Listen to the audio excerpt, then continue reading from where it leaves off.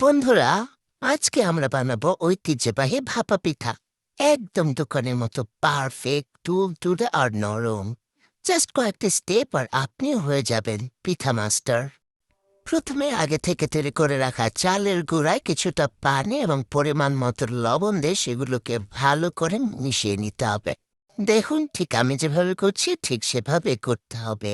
এরপরে একটি চালনিতে নিয়ে সেগুলোকে একটু ভালো করে চেলে নিতে হবে।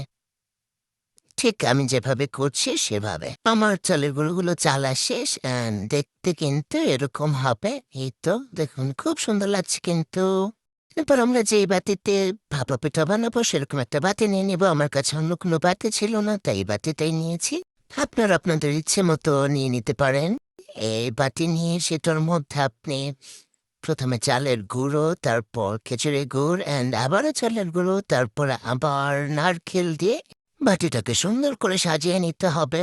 দেখুন, বাটিটা দেখতে কত সুন্দর লাগছে। আর হ্যাঁ, এখানে কিন্তু পরিও আমাদেরকে হেল্প করেছে পিঠা বানাতে। তারপর একটা পাতলা নেটের কাপড় নিয়ে সেটাতে এটাকে ঢেকে দিব। And এটা আমরা চলে আসছি চুলা। ঠিক এভাবে চুলার উপরে দিয়ে বাটিটা উঠিয়ে নিতে হবে, না তো কিন্তু বাটিটা ভেঙে যেতে পারে। সো একটু দিয়ে দিলাম, এরপর ঢেকে দিব। দেখুন বন্ধুরা, কি দারুণ ধবের হচ্ছে। এবার জাস্ট কাপড়টা সরাবো আর ভাপা পিঠার রাজকীয় রূপ আপনাদের দেখাবো।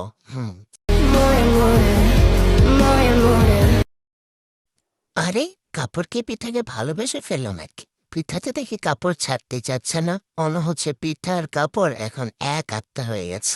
দেখে কি মনে হচ্ছে ভাঙা পিঠা? এটা আসলে ভাঙা পিঠা না, এটাকে বলে ডিকনস্ট্রাক্টেড ভাপা পিঠা।